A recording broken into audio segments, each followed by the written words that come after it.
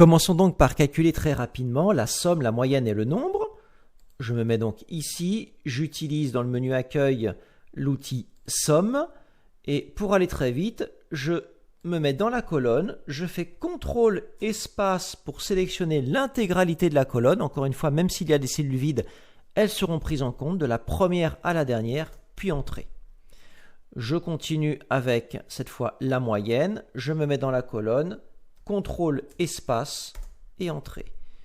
Puis encore une dernière fois, le nombre cette fois de montant, je me mets dans la colonne, CTRL espace, entrée et le tour est joué. Donc voilà pour ce qui est de la somme, de la moyenne et du nombre. Maintenant remarquons que pour ce qui est de ces calculs, on a beau filtrer ce qu'on veut, ça ne changera pas. Par exemple, si je garde uniquement les agences, pour ce qui est des origines de réservation, vous voyez, ça ne change pas.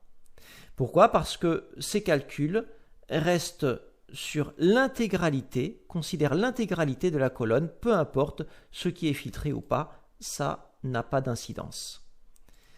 Prenons donc maintenant une formule qui va justement tenir compte de ce qui est filtré.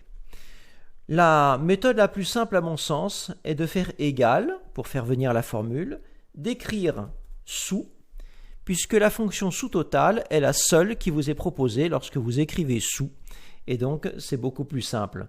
Nous avons donc la fonction ici, sous totale. Je double-clique pour dire que je suis d'accord pour prendre cette formule. Ensuite, on me propose plusieurs possibilités avec un numéro à chaque fois. 1 qui correspond à la moyenne, 2 qui correspond au nombre, 3 qui correspond au nombre de valeurs, tenant compte ainsi des chiffres ou du texte, 4 pour le maximum, 5 pour le minimum, etc. et 9 pour la somme. Moi, ce que je veux, c'est un sous-total en tant que somme, c'est-à-dire qu'Excel, avec les chiffres qu'il va avoir sous les yeux, fasse une somme. Donc, je double-clique sur somme, cela injecte le numéro 9 qui correspond à la somme. Je mets ensuite un point-virgule pour dire que je passe à un autre argument. C'est quasiment fini. La seule chose qu'il me reste, c'est à sélectionner l'intégralité de la colonne. Alors attention, attention, quand vous faites le calcul d'un sous-total, faites bien attention que tout au préalable soit défiltré. Sinon, vous allez travailler seulement sur une partie de la colonne. Donc là, j'ai bien fait attention qu'il n'y avait pas de filtre et que j'avais l'intégralité de la colonne affichée. Je fais donc CTRL Entrée. Je n'ai même pas besoin de fermer la parenthèse en faisant entrer. La formule se termine. Donc, si nous retournons dessus, nous constatons que nous avons écrit égal, sous total. Le numéro 9 correspond à une somme. Puis ensuite, nous avons sélectionné l'intégralité de la colonne. Eh bien, regardez cette fois. Lorsque je sélectionne uniquement les origines agences, effectivement, pour les agences, la totalité des montants, la somme des montants, est de 7 191 €, alors que la somme ordinaire, je dirais, n'a pas bougé. Je prends la précaution de bien enlever le filtre avant de continuer mes calculs.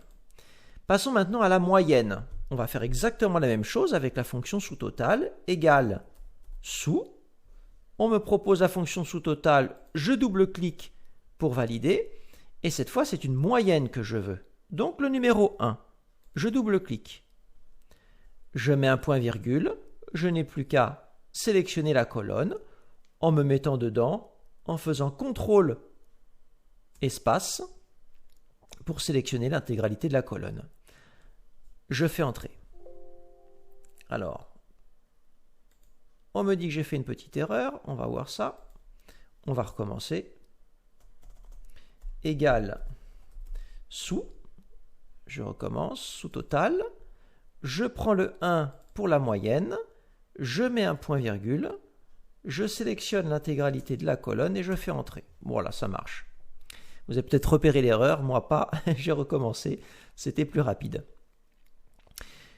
On continue avec le nombre, cette fois, de montants. On veut connaître le nombre d'enregistrements, le nombre de montants qu'il y a.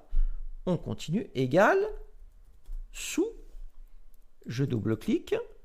Le nombre, c'est le 2, c'est le nombre de chiffres.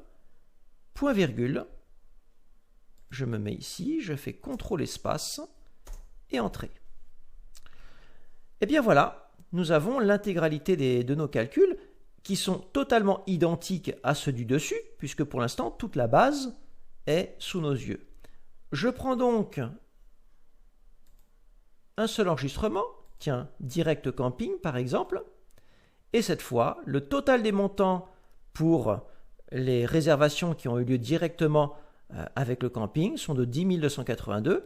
La moyenne des montants avec une réservation directement au camping est de 342,73 et il y a eu 30 montants. Alors 30 €, c'est pas très cohérent. Il vaudrait mieux mettre 30 parce que c'est le nombre de chiffres. Hein. Donc il y a 170 lignes en tout, 170 enregistrements et j'en ai 30 pour le nombre de montants. Donc vous voyez à quel point la fonction sous-total est très intéressante. Souvenez-vous également que lorsque vous êtes dans une colonne et que vous faites CTRL espace, ça sélectionne toute la colonne. Attention, c'est parce que nous sommes sous forme de tableau. Dans un tableau ordinaire, ça ne fonctionnera pas. Nous sommes sous forme de tableau, nous avons utilisé cet outil, et donc c'est pour cela que ça fonctionne. Ce raccourci clavier ne fonctionne pas autrement. Et bien voilà, pour ce qui est des sous-totaux qui peuvent être effectivement très pratiques lorsqu'on est dans ce genre de configuration.